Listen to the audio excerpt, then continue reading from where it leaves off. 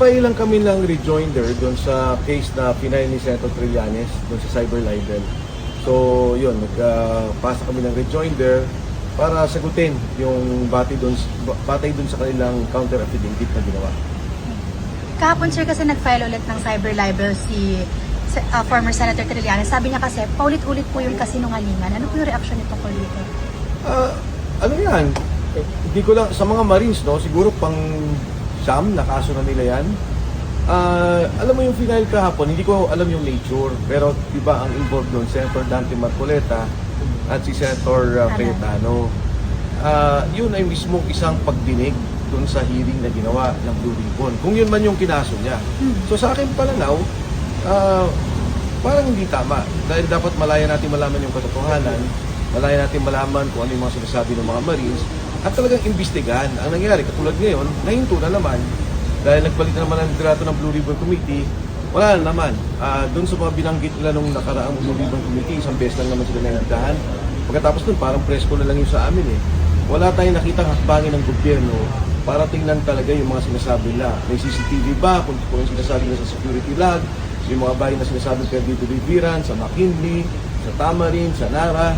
Wala. Hindi man lang nagkaroon ng verifikasyon ang ating gobyerno para matukoy talaga kung nagsisinungaling o hindi yung mga Marines. Ang gusto nila talaga, manahimik at walang maging kasunod yung mga binabanggit na mga problema at delivery ng pera sa korupsyon.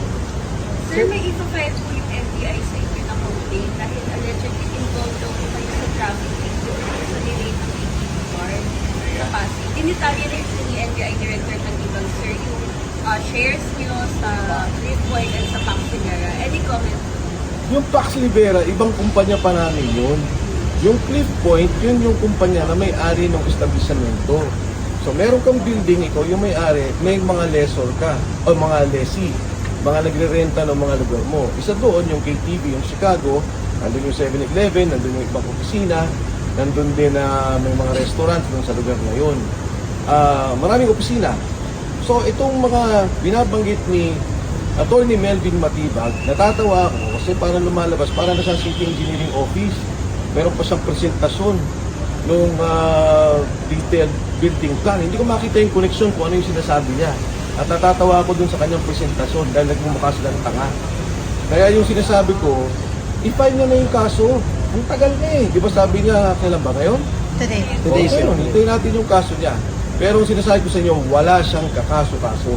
Paano yung isang establishment, katulad na sinabi ko, yung example ko yung Soler, yung Okada, yung Resorts World, meron silang building. May marami silang lesson doon, may mga nagbibentang tindahan, may mga restaurant, may mga KTV. So ibig sabihin, pagka merong nagbenta ng shabu doon sa mga isang yung kasama ka, alam mo yung mga nangyari? Notwithstanding kung ano yung kaso ng pinapafile nila doon sa mismong establishment, ang pinupunto ko lang, kami lang yung sa establishment. At pinipilit ni Director Matibag yung kaso niya para non-bailable case para kami ay makulong at mapatahimik. Dahil kung titingnan mo yung ginagawa ni Matibag, pinipilit niyang ihinto ang lahat ng investigasyon doon sa korupsyon. Wala siyang naitulong kahit 5. Wala siyang naitulong na kahit anong dugo o pawis para malaman yung korupsyon sa ating bansa. Pagkos, ang ginawa pa niya, pumunta siya ng Senado para siraan yung mga sundalo. Wala siyang ginawa doon eh, kundi to hit the credibility of the 18 soldiers. Diba? Wala siyang ginawa at sinabi kundi sabihin na dishonorable to, may kaso to, may ganito. Eh wala naman kailangan ng patunayan eh, dahil si Saldico mismo, sabi nila ang mastermind ng korupsyon. Eh ito yung mga bata ni Saldico, sila yung nagsasabi na kami ang tao ni Saldico at kami nag-deliver ng pera. So anong credibility ang gusto nilang kunin doon sa 18 Marines? Ngayon, ang kailangan sanang gawin is tingnan nila, tama ba yung sinasabi, nagsisinungaling ba? May mga mali ba doon sa mga binabanggit? Eh kaso wala eh. Ang gusto niya, wala, hindi totoo, huwag imbestigahan.